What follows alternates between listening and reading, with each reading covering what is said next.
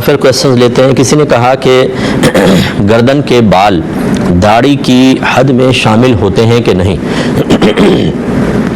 دیکھیں جو مردوں کی ایک گردن کی ابھری ہوئی ہڈی ہے نا، جب ہم یہ بالغ ہوتا ہے بچہ تو اس کی یہ ہڈی ابھر جاتی ہے، اس کے اوپر جو ہے بال وہ داڑھی میں شامل ہوتے ہیں، اس کے نیچے جو بال ہیں وہ داڑھی میں شامل نہیں ہوتے.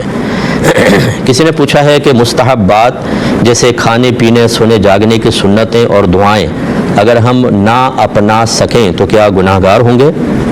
جی اس میں گناہ کا کوئی تصور نہیں ہوتا، کیونکہ جو بھی سنن مستحبہ ہیں یعنی ایسی سنتیں کہ جن کو نبی کریم صلی اللہ علیہ وسلم نے بطور عادت اپنایا، بطور عبادت نہیں اپنایا، تو ان کا پورا کرنا مستحب ہوتا ہے. یعنی کریں گے تو ثواب ملے گا، نہیں کریں گے تو گناہ گار نہیں ہوں گے، اور نہ آخرت میں ان کے بارے میں کوئی سوال کیا جائے گا، نہ اس پر کوئی گرفت ہوگی، حتیٰ کہ ملامت تک نہیں ہوگی. لیکن اس کا مطلب یہ نہیں ہے کہ ہم معاذ اللہ نبی کریم صلی اللہ علیہ وسلم سے تعلق رکھنے والے افعال اور ان سنتوں کو نظر حقارت سے دیکھیں، یہ مطلب نہیں ہے. جو نبی کریم نے اختیار کیا وہ یقیناً بہت ہی عظیم چیز ہے، لیکن ایک ہوتا ہے اس کا شرعی حکم جس کو شرعی حیثیت بھی کہتے ہیں. یہ فرض ہے، واجب ہے، سنت موقدہ ہے، غیر موقدہ ہے، مستحب ہے یا مباح ہے. اس اعتبار سے اگر دیکھیں تو مستحب ہے اور ان کا پورا کرنا کوئی فرض یا واجب نہیں ہے. لہٰذا ماں باپ سے بھی گزارش ہے کہ جو چیز مستحب ہوتی ہے اس میں اولاد کے ساتھ نرمی کا ہی سلوک ہوتا ہے، سختی نہیں کی جاتی. فرض میں سختی شدید قسم کی، واجب میں اس سے کم، سنت موقدہ میں اس سے کم. غیر موقدہ میں سختی نہیں، پیار محبت سے لیکن تنبیہ کرنی چاہیے. اور مستحبات میں تو بالکل نرمی ہی نرمی، ان میں سختی کرنے کی اجازت نہیں ہوتی سنت غیر موقدہ اور مستحب کے اندر. تو لہذا کوئی پورا کرے بہت بڑی سعادت کی بات ہے، نہیں کرے تو کوئی گناہ گار نہیں ہوگا. یہ کہتے ہیں کہ قرآن میں ہے کہ شہید کو مردہ مت کہو، تو کیا جو اولیاء کرام طبعی طور پر وفات پاتے ہیں ان کے لیے بھی یہی حکم ہوگا؟ دیکھیں پہلی بات تو سمجھیں کہ شہید کی زندگی ایسا نہیں ہے کہ وہ شہید ہو جائے اور پھر ایک دم مرنے کے بعد زندہ ہو جاتا ہے، ایسا نہیں. یعنی دنیاوی زندگی اس کو دوبارہ حاصل نہیں ہوتی، اس کو ایک برزخی زندگی کہتے ہیں. برزخ رکاوٹ کو کہتے ہیں. جب انسان مرتا ہے اور مرنے کے بعد پھر وہ قیامت میں اٹھے گا، تو درمیان کا جو ٹائم پیریڈ ہے وہ چونکہ درمیان آخرت میں اٹھنے کے راہ میں ایک رکاوٹ ہوتا ہے، اس لیے اس کو کہتے ہیں عالم برزخ. اور عالم برزخ کے اندر بعض لوگوں کو قبر کے اندر ایک ایسی زندگی دی جاتی ہے جو دنیاوی زندگی سے بالکل جدا گانا ہے، اور اس کا شعور ہم نہیں رکھ سکتے ہیں، وہ بڑی عجیب ہوتی ہے، لیکن شہداء کے لیے وہ زندگی ثابت ہے. اور دلالت النص سے ہمارے اکابرین نے فرمایا، دلالت النص کا مطلب یہ ہے کہ آسان الفاظ میں سمجھ لیں کہ جب کوئی شرعی کوئی حکم نیچے والے درجے کے لیے والے کے لیے ثابت ہو جائے تو اوپر والے کے لیے بدرجہ اولا حکم ثابت ہوگا. تو شہید کا مقام کم ہوتا ہے، عالم کا اس سے زیادہ ہوتا ہے. اور پھر اولیاء جو ہوتے ہیں وہ صاحب علم بھی ہوتے ہیں، یعنی عالم بھی ہوتے ہیں اور ولی بھی ہوتے ہیں. اور صحابہ کرام جو ہیں وہ ولی بھی ہوتے ہیں اور صحابہ بھی ہوتے ہیں، علم بھی ان کے پاس ہوتا ہے، اور ان سے اوپر نبی.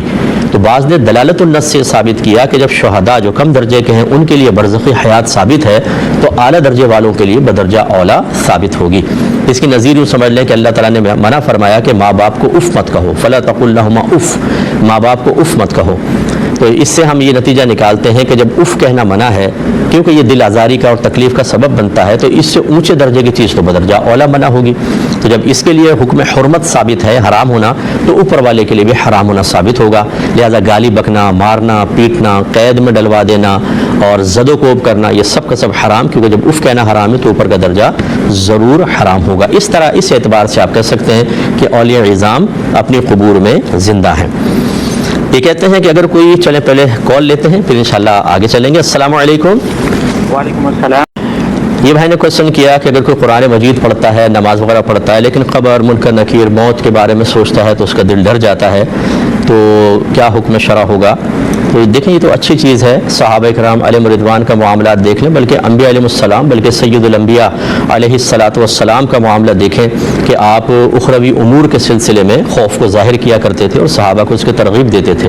حضرت عثمان غنی رضی اللہ تعالیٰ عنہ جب کبھی قبرستان جاتے اور کسی قبر کے پاس بیٹھتے تو اتنا روتے تھے کہ آپ کی ریش مبارکہ سے آپ کے آنسو ٹپکتے تھے. تو کسی نے پوچھا کہ آپ جہنم کے تذکرے پہ اتنا نہیں روتے لیکن قبر کے معاملے میں ہم آپ کی یہ حالت دیکھتے ہیں، تو آپ نے فرمایا کہ قبر آخرت کی پہلی منزل ہے. اگر کوئی یہاں سے نجات پا جائے گا تو آگے بھی نجات پا جائے گا. تو گویا کہ یہ مفہوم آپ نے بیان کیا جو حدیثوں سے اخذ شدہ تھا, اس وجہ سے آپ اس کا خوف رکھتے تھے. تو آخرت کا خوف بہت اچھی چیز ہے. یہ نہیں ہوتا کہ آدمی نماز پڑھے, روزہ رکھے, قرآن پڑھے تو اب اخروی امور کے معاملے میں اس کے دل میں ڈر ہی پیدا نہیں ہونا چاہیے. یہ سنت کے مطابق طریقہ نہیں, بلکہ یہ تو شیطانی ایک وار ہوگا کہ انسان اپنے اعمال پر بھروسہ کر کے اتنا مطمئن ہو جائے کہ پھر بے خوف ہو جائے آخرت کے معاملات سے. پھر شیطان کوئی نہ کوئی نازک لمحہ دیکھ کر اس سے گناہ کروا دے گا, خطا کروا دے گا. ڈرتے رہنا چاہیے, بہت اچھی کیفیات ہیں. یہ کہتے ہیں کہ کیا ملک الموت علیہ السلام نیک بد سب کو نظر آتے ہیں؟ جی بالکل صحیح, احادیث میں یہی الفاظ ہیں کہ ملک الموت علیہ السلام فرشتوں کے ساتھ تشریف لاتے ہیں. اور اگلا جو آپ نے پوچھا تھا کہ سنا ہے کہ ملک الموت علیہ السلام بہت ہی خطرناک شکل میں آتے ہیں جس سے ڈر جاتے ہیں, تو ایسا نہیں ہے, بلکہ ملک الموت علیہ السلام جب کسی نیک کے پاس آتے ہیں تو بہت ہی خوبصورت شکل کے اندر آتے ہیں اور جنتی فرشتے, جنتی نعمتیں آپ کے ساتھ ہوتی ہیں. اور جب کافر, منافق یا مشرک کی روح قبض کرنے کے لیے آتے ہیں تو بہت خطرناک صورت اختیار کرتے ہیں اور آپ کے ساتھ جہنم کا عذاب ہوتا ہے اور جہنم کے فرشتے ہوتے ہیں اور اس کے وہیں سے موت کے وقت سے ہی عذابات کا سلسلہ شروع ہو جاتا ہے. ایک آپ نے کوشچن کیا کہ کیا موت کی تکلیف سب کو محسوس ہوتی ہے, نیک اور بد کو؟ تو جی ہاں ہوتی ہے, لیکن اس میں معاملات سب کے مختلف ہوتے ہیں.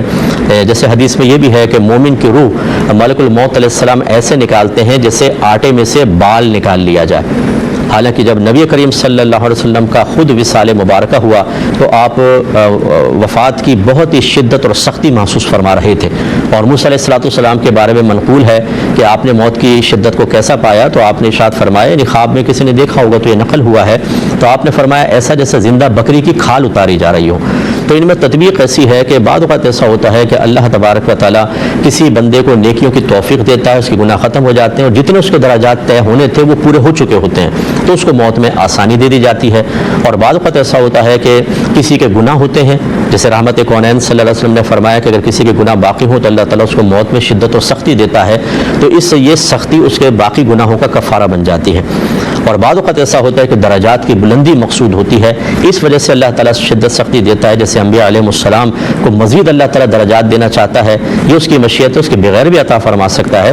لیکن یہ بھی لکھا ہے کہ بعض اوقات ایسے کوئی نیک آدمی ہوتا ہے تو اللہ تعالیٰ اس کو موت کی شدت و سختی دیتا ہے اور ان درجات تک پہنچاتا ہے جو اللہ نے ازل سے اس کا فیصلہ کر لیا تھا. لہٰذا یہ معاملات مختلف ہیں.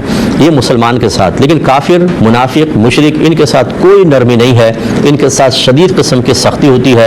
اور جہنم کے فرشتے کوڑے مارتے ہیں, ان کے منہوں پہ ضربیں لگائی جاتی ہیں, ان کی پشتوں پہ ضربیں لگاتے ہیں, اور جہنم کی آگ ان کے گلے کے نیچے رکھ دی جاتی ہے, یعنی تھوڑی کے نیچے گلے کے اوپر. تو ان کو اتنی پیاس لگتی ہے کہ رحمت کونین صلی اللہ علیہ وسلم فرماتے ہیں کہ اگر اس کافر کو سمندروں کے برابر پانی پلا دیا جائے تب بھی اس کی پیاس نہیں بجھے گی. یہ بہت خطرناک معاملہ ہوتا ہے.